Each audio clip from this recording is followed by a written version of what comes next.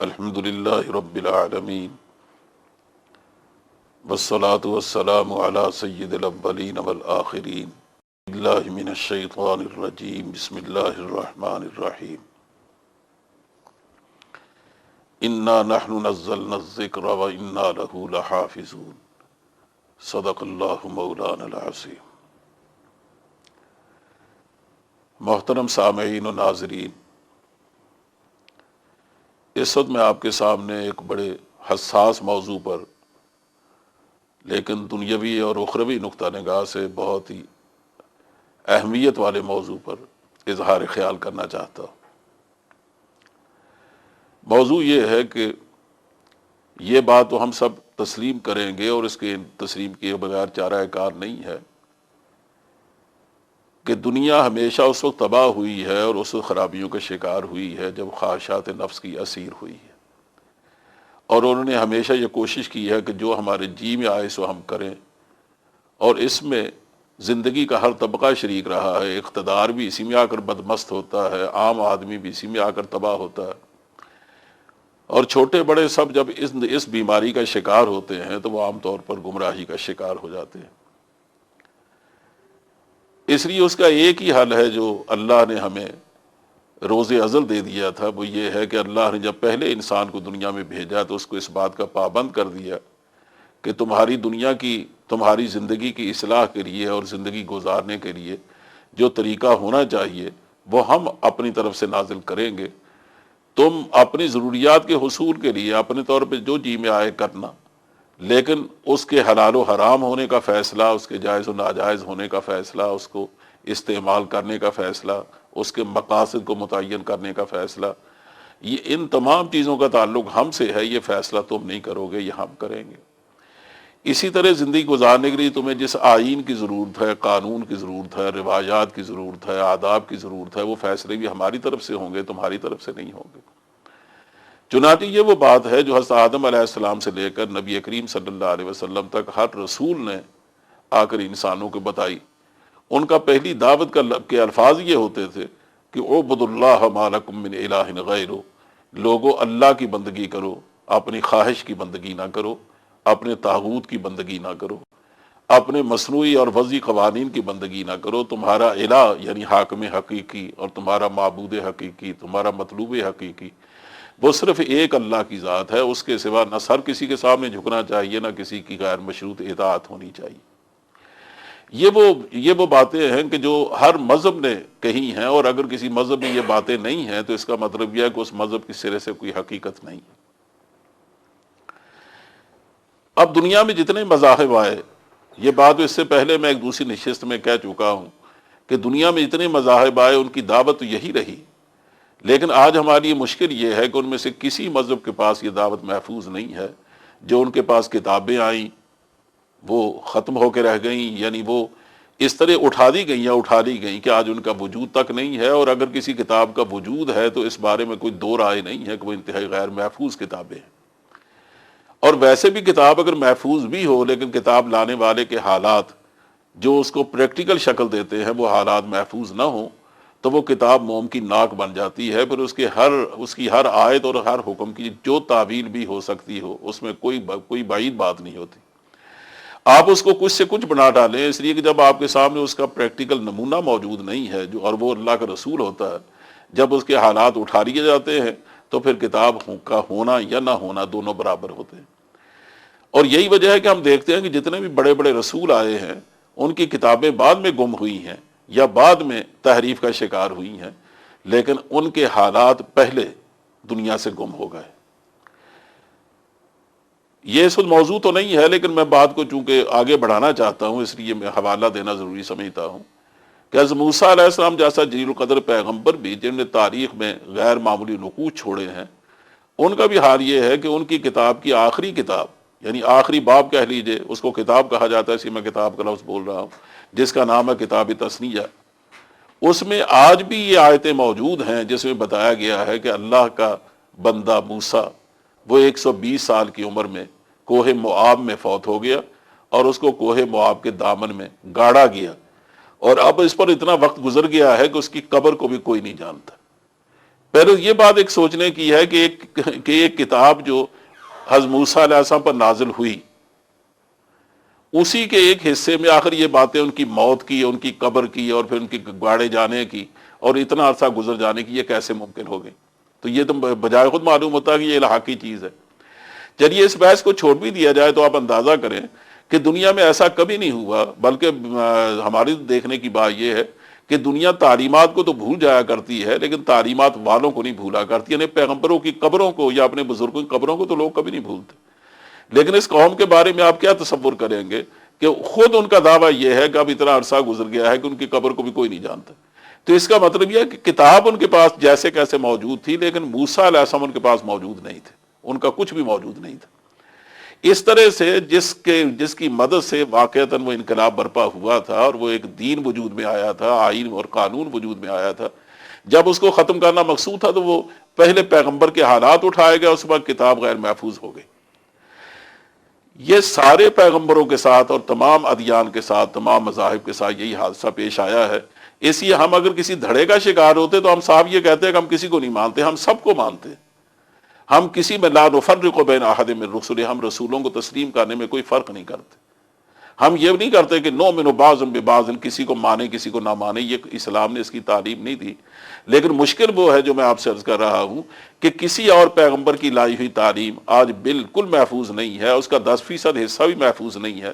اگر وہ محفوظ ہوتا تو ہم کہتے کہ چونکہ مذہب ہی انسانوں کے مسائل کا حل ہے تو اس کا تجربہ کرنا چاہیے۔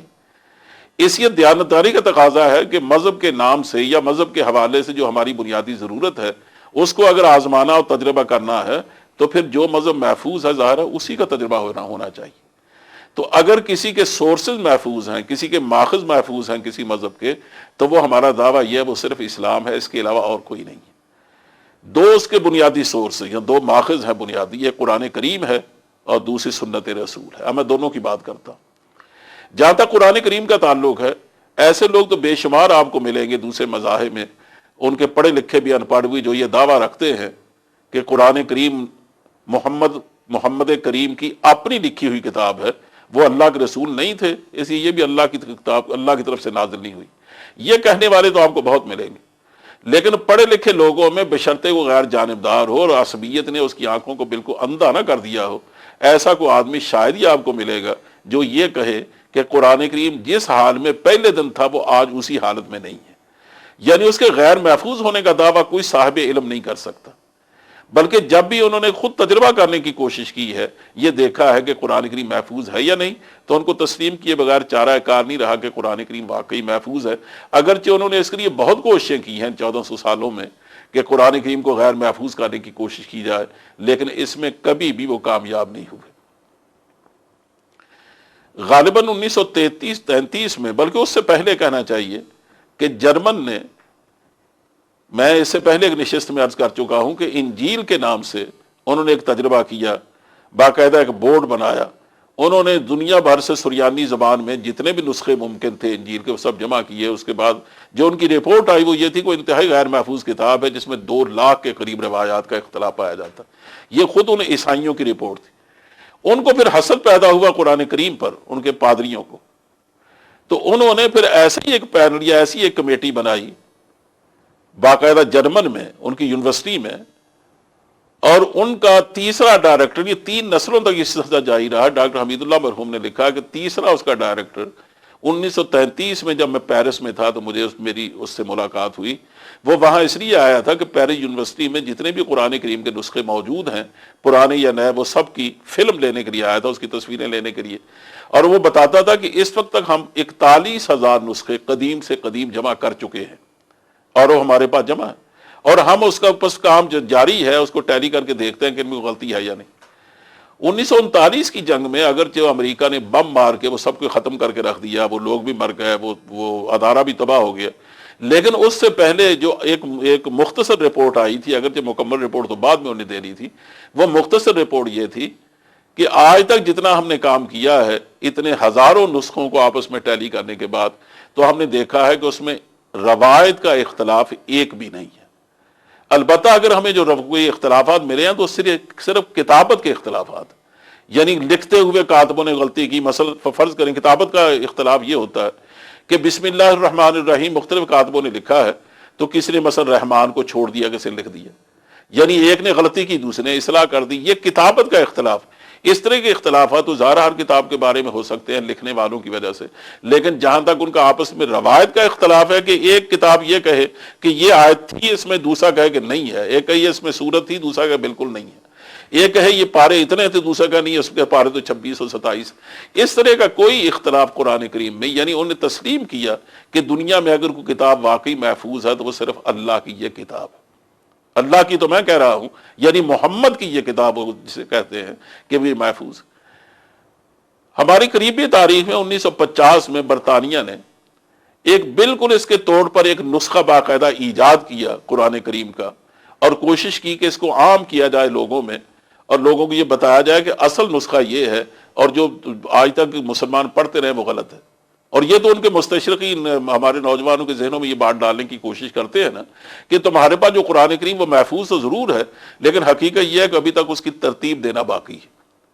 جس طرح وہ نازل ہوا تھا اس طرح نہیں لکھا گیا، نہ جانیے کس طرح اس کی ترتیب دے دی گئی ہے، تو اس کو نزولی ترتیب کے اعتبار سے اس کو دوبارہ مرتب ہونا چاہیے۔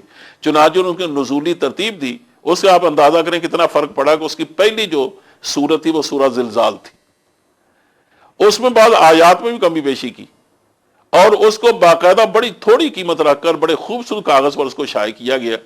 تو ہمارے یہاں کے ایک مذہبی اسکالر وہاں گئے، تو انہوں نے کہا مجھے چونکہ خبر ہوئی تھی کہ ایسا انہوں نے ایک قرآن پاک مرتب کیا ہے، تو میں لندن کے ایک مشہور پبلشرز کے پاس گیا، تو وہاں میں اس کی دکان پہ جا کر میں نے سیلز مین سے کہا کہ مجھے قرآن پاک کا نسخہ چاہیے۔ تو وہ سیلز مین جو عیسائی لڑکا، وہ پوچھنے لگا آپ کو اصلی چاہیے کہ نقلی چاہیے؟ میں نے کہا بھی قرآن کریم تو ایک ہی ہے، اصلی کیا اور نقلی کیا؟ انہوں نے کہا اصلی تو وہ ہے نا جو آپ چھاپتے ہیں، اور نقلی وہ ہے جو ہم نے چھاپا ہے، آپ کو کون سا چاہیے؟ یعنی آپ اندازہ کریں کہ انہوں نے ساری کوشش کر لی، اس کے باوجود ان کی قوم نے تسلیم نہیں کیا کہ اصلی کون سا اور نقلی کون سا۔ اسے 1857 میں کتنی یہاں کوششیں ہوئی ہیں، اس سے پہلے بھی اس کے بعد بھی، وہ ایک لمبی داستان ہے، لیکن اس میں میں یہ بتانا صرف یہ چاہتا ہوں کہ ہمارا سب بنیادی سورس وہ قرآن کریم ہے، اور دنیا میں کوئی اور کتاب محفوظ نہیں ہے، جس کو میں تفصیل سے پہلے عرض کر چکا ہوں، سوائے قرآن کریم کے۔ تو اگر دنیا میں مذہب کے نام پر کسی کو تجربہ کرنا ہے، اور کرنا چاہیے، اس کے سوا کوئی چارہ کار نہیں، ورنہ دنیا تباہ ہوتی جا رہی ہے، تو وہ قرآن کریم کا تجربہ کیے بغیر نہیں رہ سکتا۔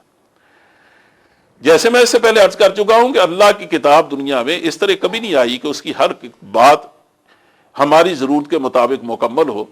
اللہ کی تمام کتابوں کا انداز و اسلوب یہی رہا ہے کہ اس میں اصول دیے جاتے ہیں، اس لیے اللہ کا نبی ایک ساتھ آتا ہے۔ جیسے آپ کسی جگہ سے کوئی مشین منگواتے ہیں اپنے یہاں انسٹال کرنے کے لیے، تو اس کی انسٹالمنٹ کے لیے آپ دیکھتے ہیں انسٹالیشن کے لیے کہ جس طرح ایک گائیڈ بک آتی ہے اس طرح ساتھ ایک انجینئر بھی آتا ہے، یہ دونوں مل کر اس کی انسٹالیشن کا کام مکمل کرتے ہیں۔ اللہ نے انسانی مشین کی اصلاح کے لیے جو کتاب بھیجی تھی، اس کے ساتھ بھی ایک انجینئر بھیجا، اللہ کے نبی آئے، انہوں نے اس کے اصولوں کی جو اصل پریکٹیکل شکل ہونی چاہیے تھی وہ اپنے عمل سے مہیا کی، اسے اس کی مبہمات کی جو وضاحت ہونی چاہیے تھی وضاحت کر کے دکھائی، اس کے اجمالات کو کھولا، اس کی تفصیلات مہیا کی، اس کے اقوال کو افعال اور اعمال کی شکل دی، اس طرح اس کی جو تھیوری تھی اس کو پریکٹیکل شکل میں لا کر اپنی پوری زندگی کے بارے میں بتایا۔ مثلا صرف نمازی کو دیکھیے، جب پوچھا گیا کہ نماز کا صرف حکم قرآن کریم میں آیا، اور دیکھیں کتنی عجیب بات ہے کہ وضو کے تو سارے فرائض ذکر کر دیے گئے، چاروں فرائض قرآن کریم نے، لیکن نماز کا کوئی فرض ذکر نہیں کیا، یہ نماز کا کوئی مسئلہ ڈسکس ہی نہیں کیا۔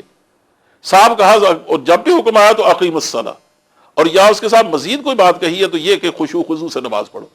اب خشوع خضوع کیا ہے، نماز پڑھنی کیسے ہے، اوقات اس کے کیا ہے، اس کی رکعات کتنی ہوگی، اس میں جماعت ہوگی کہ نہیں ہوگی، مسجدیں ہوگی تو کیسی ہوگی، اذان ہوگی کہ نہیں ہوگی۔ اذان کا لفظ ہی پورے قرآن کریم میں نہیں ہے تو ایک ندا کا لفظ ہے لیکن اذان کے الفاظ نہیں ہیں۔ جب حضرت صلی اللہ علیہ وسلم سے پوچھا گیا کہ یہ ایک بہت بنیادی اور سب سے پہلا حکم ہے اللہ کا، لیکن اس کی کوئی تفصیل موجود ہے تو آپ اس کو کیسے قائم کریں نماز کو؟ تو دیکھیے حضور نے پورے دین کی طرف ایک ہی بات میں اشارہ فرمایا صلو کما رأیتمونی اصلی، نماز اس طرح پڑھو جس طرح مجھے پڑھتا ہوا دیکھتے۔ یعنی یہ بتایا کہ تمہارا دین اسی شکل میں مکمل ہوگا کہ قرآن کریم کو تم میری سنت کے آئینے میں پڑھو اور اس کو سمجھو، اور اگر اس سے ہٹ کر سمجھنے کی کوشش کرو گے تو قرآن کی پھر وہی اس کی شکل بنے گی جیسے معتزلہ نے اس کی بنائی، یا خوارج نے اس کی بنائی، یا باطنیہ نے بنائی، یا بہت سارے غلط فرقوں نے، اور آج بھی ہمارے دانشور جیسے۔ وقت اتنا نہیں ہے کہ میں اس پر کچھ ہلکی بات کہہ سکوں، لیکن میں سمجھانے کے لیے بات کہتا ہوں کہ ہمارے ملک میں ایسے لوگ موجود رہے ہیں۔ مجھے یاد ہے کہ میں نے خود وہ مضامین دیکھے کہ ایک اہل حق کے نام سے ایک صاحب مضامین لکھا کرتے تھے، اہل حق کے نام سے، اور اس میں نے یہ ثابت کرنے کی کوشش کی کہ نمازیں صرف 3 ہیں جو قرآن کریم سے ثابت ہوتی، اور کہا جہاں تک تعلق عصر کی نماز کا ہے، کہا عصر کا نماز کا تو کوئی سواری پہ نہیں ہوتا، ایسی ہے کہ یہ وقت تو کلب جانے کا ہوتا ہے، تو اس لیے وہ کون سا وقت ہے نماز جانے کا؟ اور کہا جہاں تک ظہر کی نماز کا وقت ہے تو وہ ظاہر مصروفین کا وقت ہے، اور نماز خشوع کے بغیر ہوتی نہیں، تو اس میں خشوع پیدا ہی نہیں ہو سکتا جبکہ انتہائی مصروفین کا وقت ہے۔ اس نے ظہر عصر کو نکال دیا، اور فجر، مغرب اور عشاء کا یہ 3 نمازیں ہیں جو پڑھنی چاہیے اگر آدمی کو فرصت ملے۔ اس سے آپ اندازہ کرتے ہیں جب بھی آپ قرآن کریم کو، کیونکہ قرآن کریم میں یہ 3 نمازیں آسانی ثابت ہوتی ہیں، اقیم الصلاۃ طرفی النہار وزلفا من اللیل۔ اب اس میں 3 اوقات کا ذکر ہے تو وہ اس میں سے 3 نمازیں نکال لیتے ہیں، باقی حدیث کو رد کر دیتے ہیں۔ تو جب بھی حدیث کو، سنت کو الگ کر کے دیکھا جائے گا، اس دوسرے سورس کو نظر انداز کر دیا جائے گا، تو ظاہر ہے کہ دین کا حلیہ بالکل بدل کے رہ جائے گا۔ اس لیے جس حفاظت کے ساتھ اور اہتمام کے ساتھ قرآن کریم مرتب ہوا اور قرآن کریم کی حفاظت کی گئی، اس سے زیادہ میں یہ عرض کروں گا کہ اہتمام کے ساتھ حدیث اور سنت کی حفاظت کی گئی۔ آج جب ایک آدمی اس کے بارے میں کچھ کہنے کی کوشش کرتا ہے تو وہ اصل میں بالکل بھول جاتا ہے کہ جن لوگوں نے اسلام قبول کیا تھا نبی کریم صلی اللہ علیہ وسلم کے ہاتھ پر، ان کے سوچنے کا انداز وہ نہیں تھا جو آج ہم سوچتے ہیں۔ یعنی ہماری نگاہ میں ہمارا جو دین ہے اور مذہب ہے وہ علم نہیں ہے، وہ ایک ہماری مذہبی ضرورت ہے یا ہماری روحانی ضرورت ہے۔ اس کا درجہ ہماری زندگی کی ترجیحات میں نہیں کہہ سکتا کس نمبر پہ آتا ہے۔ یہ ان لوگوں کی بات کر رہا ہوں جو مذہب کو تسلیم کرتے ہیں، اور جو نہیں کرتے ان کی تو خیر بات ہی کیا۔ لیکن صحابہ کے نزدیک اگر کوئی علم تھا تو وہ صرف قرآن و سنت تھا، اس کے سوا کوئی علم نہیں تھا۔ وہ اسی کو علم نافع تسلیم کرتے تھے، باقی ہر ایک علم کو غیر نافع سمجھ کر اس کو دوسرے، چوتھے، 5ویں، 6 نمبر پر بھی رکھنے کو تیار نہیں ہوتے تھے۔ اس کے ہٹ سے ہٹ کر وہ کسی اور چیز کے بارے میں نگاہ ہی نہیں اٹھا کے دیکھتے تھے۔ اسی طرح جس کی طرح اس کو علم سمجھتے تھے، اس سے ان کی ترجیحات میں یہ سب سے پہلے نمبر پر تھا، یہی ان کی دنیا تھی، یہی ان کا دین تھا۔ اسی جب اس کو وہ سیکھنے میں بھی سب سے پہلے اسی کے لیے کوشش کرتے تھے، اور اس پر عمل کرنے میں بھی اپنی ساری صلاحیتیں اس کے لیے نچوڑ دیتے تھے۔ مثلا میں چیزوں کا حوالہ دوں گا کہ ان کے شوق کا جو عالم تھا رسول اللہ صلی اللہ علیہ وسلم کی حدیث کے بارے میں، ایک تو ہے صحابہ کی زندگیوں میں، وہ تو ظاہر نمونے کی زندگی ہیں، اس کے بعد میں کہتا ہوں تابعین اور تبع تابعین تک بھی، بلکہ اس کے بعد بھی جو ان کا شوق رہا ہے صحابہ کا، تابعین کا، تبع تابعین کا۔ مثلا صرف اس کے 2-3 واقعات۔ سیدنا ابو ایوب انصاری رحمۃ اللہ علیہ، اب کون ہے جو ان کی جلیل القدر شخصیت سے واقف نہیں ہے؟ آپ صرف ان کے اس ایک واقعے سے اندازہ کریں کہ ان کے نزدیک حدیث کی کیا اہمیت تھی کہ مدینہ منورہ سے میرا خیال ہے کہ 1400 میل سفر بنتا ہے مصر کا، اگر میں بھولتا نہیں ہوں، 1400 میل وہاں سے دور ہے۔ اونٹ پر 1400 میل کا سفر کرنا مانا دارت، اس کا کیا مطلب ہے؟ آپ جانتے ہیں کہ مہینے سے زیادہ وقت لگ جاتا ہوگا۔ حضرت ابو ایوب انصاری نے اونٹ پر مصر کا سفر کیا، اور وہاں جا کر تلاش کیا کہ حضرت جابر کہاں رہتے ہیں۔ چنانچہ ان کو پتہ چلا کہ فلاں جگہ جابر رہتے ہیں، تو باہر جا کر اونٹ روکا، اس سے اترے نہیں،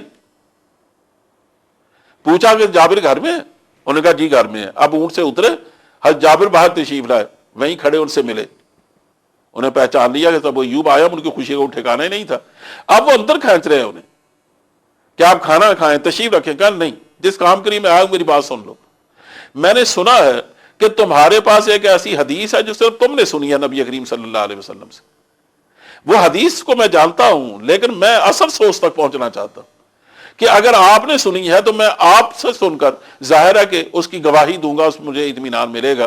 اور وہ مشہور، اس حدیث کا مشہور حصہ تو میرے خیال میں آپ کو بھی یاد ہوگا کہ من ستر مسلم من سترہ اللہ یوم القیامہ، یہ حدیث کا پہلا حصہ ہے کہ جس نے مسلمان کی پردہ پوشی کی قیامت کے دن اللہ اس کی پردہ پوشی کرے گا، اور باقی حدیث اور بھی ہے۔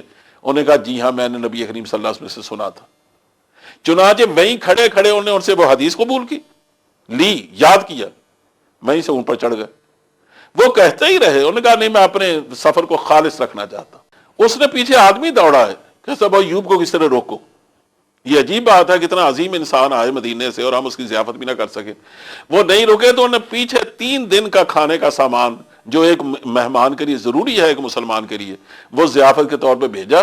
لیکن حضرت ابو ایوب نے اپنے سفر کو خالص رکھنا چاہا کہ میں حدیث کی خدمت کے لیے آیا تھا، میں اس میں کسی اور چیز کی ملاوٹ نہیں کرنا چاہتا۔ یہ تو میں واقعہ آپ کو سنا رہا ہوں ایک عظیم صحابی کا۔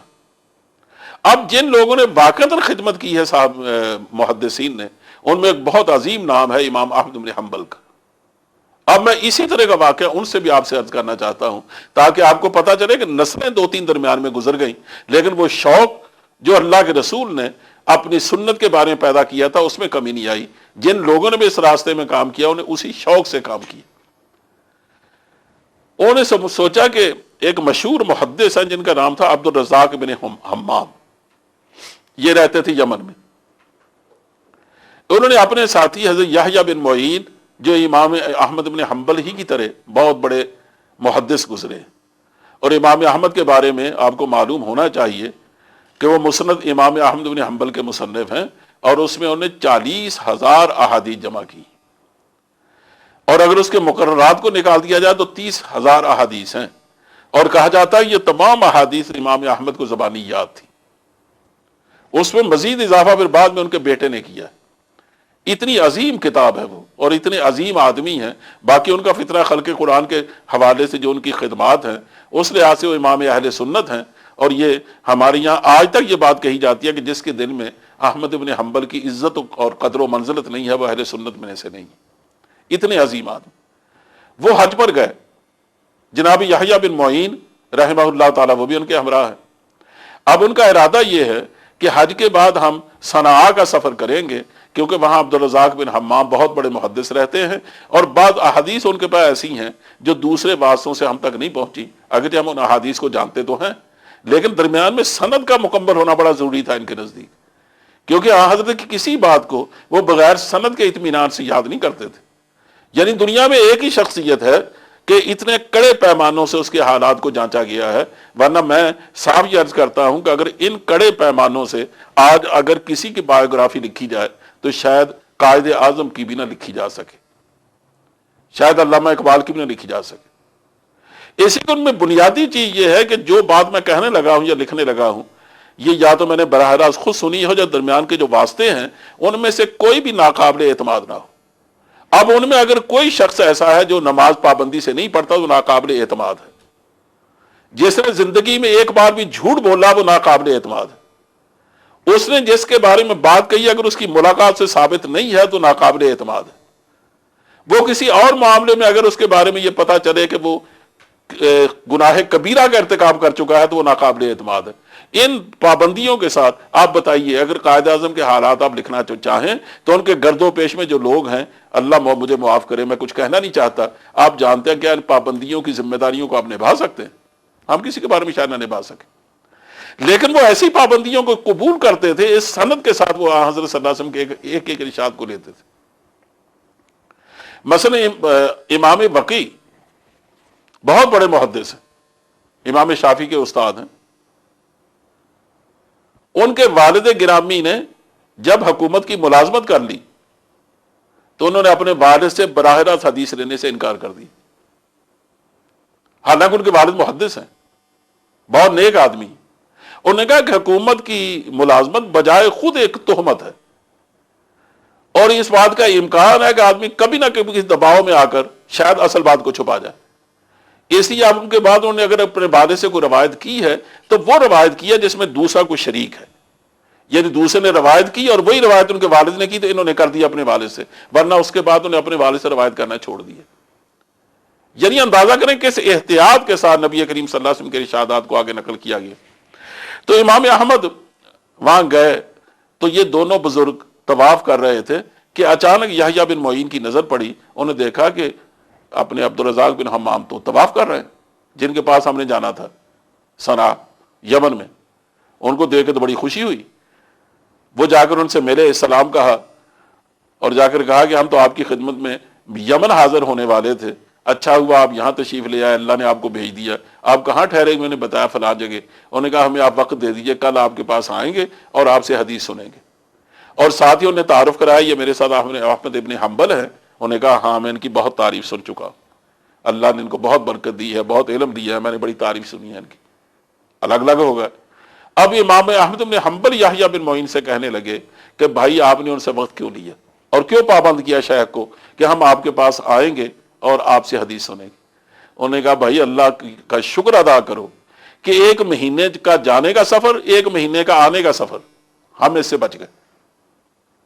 پھر جو مصارف اس پہ آتے خرچ وہ الگ رہے، اور ہم کون سے ایسے امیر لوگ ہیں، ہم اتنے بڑے بورج سے بچ گئے، تم اللہ کا شکر ادا کرو۔ انہوں نے کہا نہیں، کہا مجھے اپنے اللہ سے شرم آتی ہے کہ میں نبی کریم صلی اللہ علیہ وسلم کے ارشادات سننے کے لیے صنعاء جانے کا ارادہ کر چکا تھا، اب میں اس کو واپس لے لوں؟ کہا مجھے اپنے اللہ سے شرم آتی ہے، یہ میں نہیں کروں گا۔ چنانچہ صبح وہ اس محدث سے ملنے نہیں گئے حضرت عبدالرزاق بن حمام سے، بلکہ حج سے فارغ ہونے کے بعد جب وہ واپس چلے گئے تو انہوں نے صنعاء کا سفر کیا۔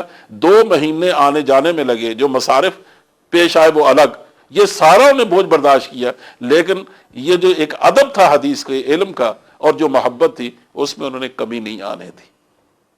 اس میں آپ اندازہ کر سکتے ہیں کہ کیا جنون تھا آن حضرت صلی اللہ علیہ وسلم کے حالات کے بارے میں اور ان کا کیا تصور تھا۔ تو جس قوم کا یہ تصور ہو اس کے بارے میں یہ سمجھنا کہ پتہ نہیں اس کو انہوں نے محفوظ رکھا ہے یا نہیں رکھا، یعنی ان کو تو اس کے سوا کوئی کام ہی نہیں تھا۔ حضرت عبداللہ ابن عباس جو حضرت علی کے چچا زاد ہیں اور خود نبی کریم صلی اللہ علیہ وسلم کے چچا زاد ہیں، حضرت عباس کے صاحبزادے، اس لحاظ سے ان کا کیا مقام و مرتبہ، اور ویسے بھی ذہانت و فطانت کے لحاظ سے جو ان کا مقام ہے وہ آپ جانتے ہیں کہ ابھی بالغ ہوئے ہی تھے کہ مجلس شورا میں حضرت عمر فاروق ان کو بٹھایا کرتے تھے بڑے لوگوں کے برابر، ان کی ذہانت کی وجہ سے۔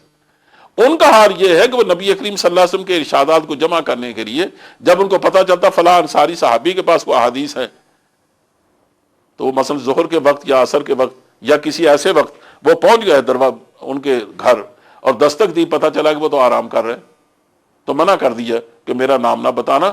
وہیں چادر زمین پر پھینک کر اور دوسری چادر اوڑھ کر لیٹ گئے۔ اب عرب کی گرمی، ان پر ریت پڑ رہی ہے، مٹی پڑ رہی ہے، لیکن وہ انتظار میں ہیں، اور اس لیے ان کو جگانا مناسب نہیں سمجھتے کہ یہ حدیث کے ادب کے خلاف ہے، کچھ بھی ہو جائے میں خود ان سے حدیث سنوں گا۔ اور جب وہ باہر آئے نے بڑی معذرت کی کہ آپ نبی کریم صلی اللہ علیہ وسلم کے چچا زاد بھائی ہیں، یہ آپ نے مجھ سے کیا گستاخی کروائی؟ انہوں نے کہا جی نہیں، میں آپ سے حدیث سیکھنے آیا، قول رسول لینے آیا۔ یہ تو میں سب سے پہلے ذہنیت کی بات کرتا ہوں کہ اصل چونکہ ہمارے پیمانے بدل گئے، اس لیے ہمیں یہ باتیں سمجھ میں نہیں آ رہی۔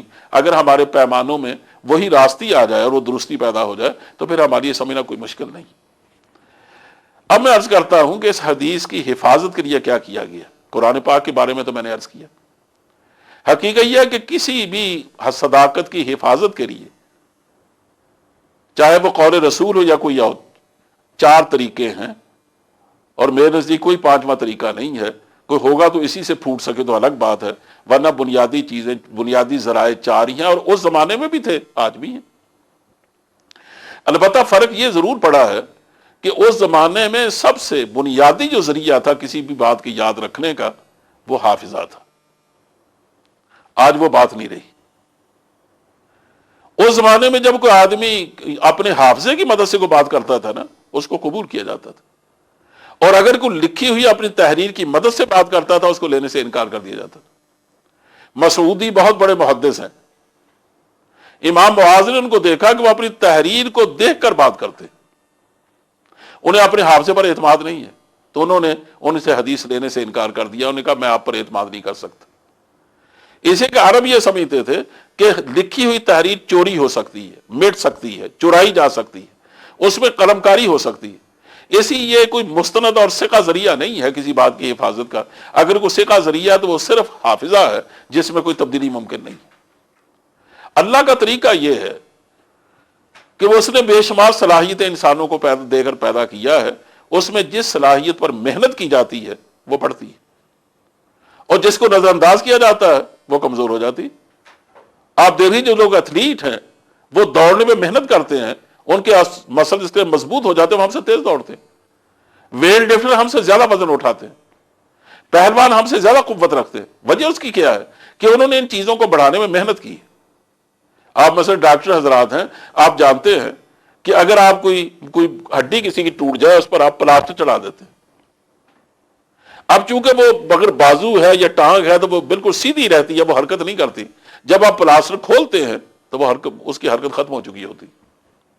اب آپ مالش کریں گے، اس کو ایکسرسائز بتائیں گے، آہستہ آہستہ اس میں حرکت پیدا ہوگی. اس کا مطلب یہ کسی چیز کو بیکار اور معطل کر کے رکھ دینا، اس کی صلاحیت کو ختم کر دینا ہے، اور اس کو مسلسل استعمال میں لانا، اس کی صلاحیت کو بڑھانا. عرب چونکہ صدیوں سے اس بات کے عادی تھے کہ وہ ہر چیز کو یاد رکھ کے کام چلتا تھا. یعنی ان کے نسب نامے جو ہزاروں ناموں تک پھیلے ہوتے تھے، ان کے گھوڑوں کے نسب نامے، ان کی تلواروں کے نسب نامے. یہی وجہ کہ ان میں جو وکیبلری بے انتہا ہے کہ مثلا تلوار کے 3,000 الفاظ ملتے ہیں عربی زبان میں.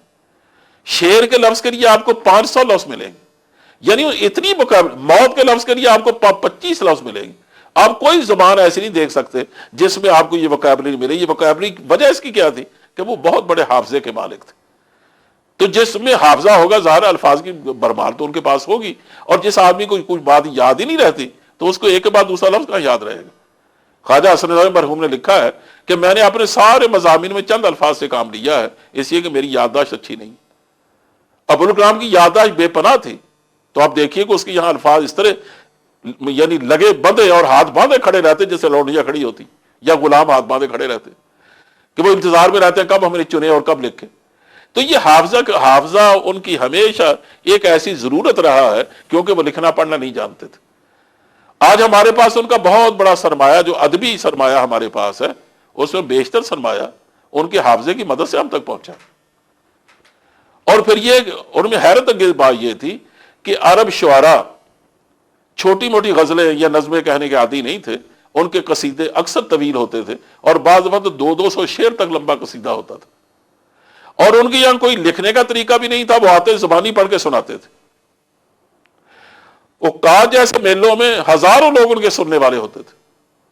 ان میں کم سے کم سینکڑے لوگ ایسے نکل آتے تھے کہ جو ایک وقت سن کر اپنے قبیلوں میں جا کر اسی طرح وہ سنا دیتے تھے. اور اس طرح وہ جو ان کی زبان کی ترقی ہوتی رہی ہے وہ اسی حافظے کی مدد سے کہ پورے عرب میں وہ وکیبلری پھیل جاتی تھی، ادب پھیل جاتا تھا. اور وہ یعنی شعر جو ان کے یہاں عام ہو گیا تھا اس کی وجہ یہی تھی کہ شعر یاد کرنا نسبتاً آسان ہوتا، لیکن وہ تو بڑے بڑے خطبات بھی زبانی یاد رکھتے تھے.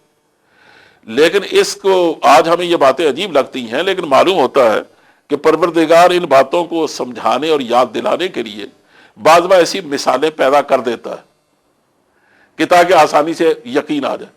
آپ جانتے ہیں کہ اکبر کے 9 رتنوں میں سے 2 رتن ابو الفضل اور فیضی بھی تھے. اس کو آپ لطیفہ سمجھ لیجئے، لیکن ہے امر واقعہ کہ جب کوئی دربار میں جا کر اپنا کوئی قصیدہ سناتا تو ان میں دونوں بھائیوں میں سے ایک صاحب کہتے تو میرا ہے. وہ جناب میں ابھی لکھ کے لایا ہوں، آج تک میں نے کسی کو نہیں سنایا، آپ کا کہاں سے ہوگا؟ کل کا سن لو مجھ سے. وہ ایک دفعہ سن کے سنا دیتا تھا. دوسرا بھائی کہتا کہ میں گواہی دیتا ہوں کہ اس کا ہے، وہ 2 دفعے سن کے یاد کر لیتا تھا. کتنے لوگوں کو اس نے شرمندہ کر کے اس نے ان دربار سے نکالا. یعنی ان میں سے ایک کو ایک دفعہ بات سن کے یاد ہو جاتی، دوسرے کو 2 دفعہ بات سن کے یاد ہو جاتی. اور یہ تو عام، یہ تو ایک تاریخی حقیقت ہے. اس سے بھی آسان بات میں آپ سے عرض کرتا ہوں. آپ جانتے ہیں کہ عبد المجید سالک اور غلام سل مہر یہ ادبی جوڑی مشہور رہی ہے، انقلاب اخبار نکالتے تھے. علامہ اقبال کے عقیدت مندوں میں سے تھے، روز آنا جانا رہتا تھا. ایک دن جو ان کے پاس گئے تو چونکہ اقبال کی بھی ان پر توجہ رہتی تھی، لحاظ کرتے تھے ان کا، ورنہ اقبال کی عادت تھی کہ وہ اپنا غیر مطبوعہ کلام کسی کو نہیں سناتے تھے، بہت کم. سید عطاءاللہ شاہ صاحب بخاری سے ان کا کوئی تعلق ایسا تھا کہ سنتے ہیں کہ ان کو سناتے تھے اور وہ قرآن کریم سناتے تھے انہیں، ورنہ عام طور پر غیر مطبوعہ کلام ان کی زبانی بہت کم لوگوں نے سنا. تو انہوں نے اپنی ایک غیر مطبوعہ نئی غزل ہوئی تھی، تو اس دن پتہ نہیں کیسے کو موڈ میں تھے تو سنائی انہوں نے جا کر غلام سل مہر نے ہو بہو وہی غزل جا کے لکھوا دی، اور صبح کے پرچے میں اس کے صفحے پر وہ چنانچہ وہ غزل چھپی ہوئی تھی۔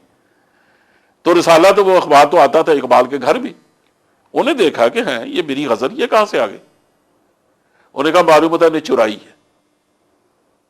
بڑا غصہ آیا اور انہیں اس وقت قانونی نوٹس دے دیا ان کو کہ تم نے میری غزل چرا کے چھاپی میری اجازت کے بغیر۔ چنانچہ وہ شام کو حاضر ہوئے دونوں، انہیں کہا حضرت آپ کیوں ناراض ہوتے ہیں؟ کل آپ ہی سے تو سنی تھی۔ کل کہ مجھ سے؟ انہیں کہا آپ نے سنائی نہیں تھی؟ کہنے لگے آپ سے سنی اور مہر نے اس کو یاد رکھا اور جا کر لکھوا دی۔ مسکرا کے کہنے لگے بھی یہ حافظہ تو بڑا خطرناک ہے۔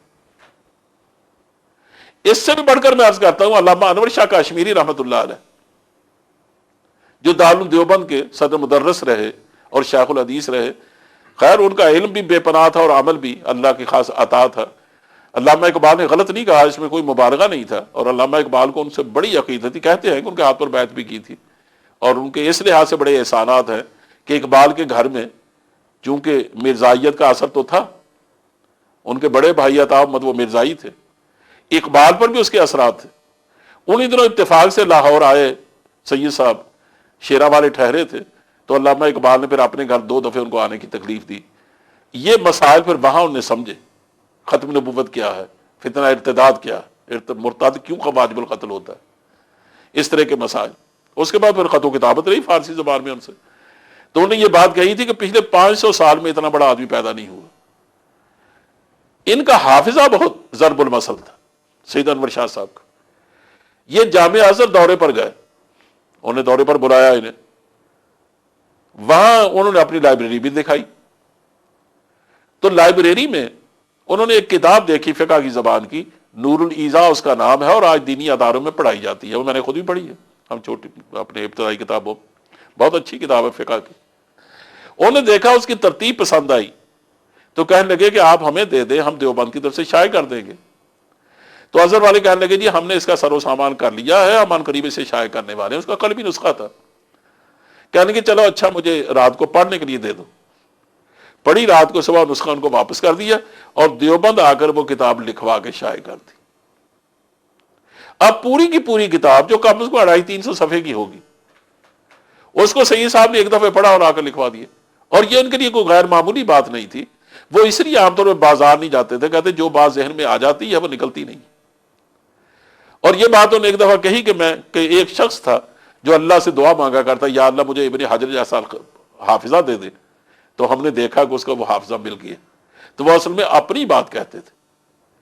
اور جب ڈابیل میں آ کر سید انور شاہ صاحب اور مولانا شبیر احمد عثمانی یہاں اکٹھے ہوئے ہیں، تو حالانکہ دونوں کلاس فیلو رہے پہلے، اور مولانا شبیر احمد عثمانی کو آپ جانتے ہیں ہمارے ملک کے شیخ الاسلام رہے ہیں، اور بہت بڑے عالم نہیں علامہ تھے، انہوں نے وہاں اپنے اس ساتھی سے سبقن بخاری پڑھی ہے۔ اس آپ اندازہ کر لیں ان کا علمی مقام کیا ہے۔ اور جب ان کی وفات پر انہوں نے تبصرہ کیا، وفات پر جو تقریر کی تھی، تو اس میں کہا کہ آج اگر کوئی مجھ سے یہ پوچھے کہ تم نے امام بخاری کو دیکھا ہے، علامہ ابن حجر عسقلانی کو دیکھا ہے، بڑے بڑے محدثین جن کے حافظ ضرب المثل تھے، ان کو دیکھا، تو میں کہوں گا میں نے سب کو دیکھا ہے۔ جب میں نے سید انور شاہ کو دیکھ لیا تو میں نے سب کو دیکھ لیا۔ ان لوگوں کا وجود یہ اصل میں اس بات کی علامت تھا کہ تم صحابہ کے بارے میں کیا کہتے ہیں۔ یعنی آپ دیکھ لیجئے کہ ہم فتح مکہ کے موقع پر جو حضور نے خطبہ دیا تھا، تو ابو شاہ یمنی نے کہا حضور مجھے خطبہ لکھوا دیجئے۔ آپ نے بغیر کسی طرح اشارہ کرتے ہوئے تمام حاضرین سے کہا بھئی اس کے لکھوا دو۔ اس کا مطلب یہ حضور کو اس بات کا گمان تھا کہ ان میں سے کوئی بھی لکھوا سکتا۔ چنانچہ وہ حرف بحرف اس طرح لفظ بلفظ وہ خطبہ لکھوایا گیا، اور آج وہ ہماری کتابوں میں محفوظ ہے۔ اس کا مطلب یہ ہے کہ حافظہ ایک پہلی چیز ہے جس سے کسی چیز کو محفوظ رکھا جاتا ہے۔ تو اللہ نے ایک ایسی قوم میں حضور کو مبعوث فرمایا تھا جو غیر معمولی حافظے کی مالک تھی، اس لیے انہیں اپنے حافظے کی مدد سے جس سے قرآن کریم کو محفوظ رکھا، اس سے سنت رسول کو بھی محفوظ رکھا۔ میں نے صرف ایک پہلو پر بات کی ہے، انشاءاللہ دوسری نشست میں اس کی جو تیسرے میں نے عرض کیا کہ 4 ذریعے ہیں کسی چیز کی حفاظت کے، تو دوسری نشست میں انشاءاللہ اس پر گفتگو کروں گا۔ اللہ اسے قبول فرمائے۔ وآخر دعوانا ان الحمدللہ رب العالمین۔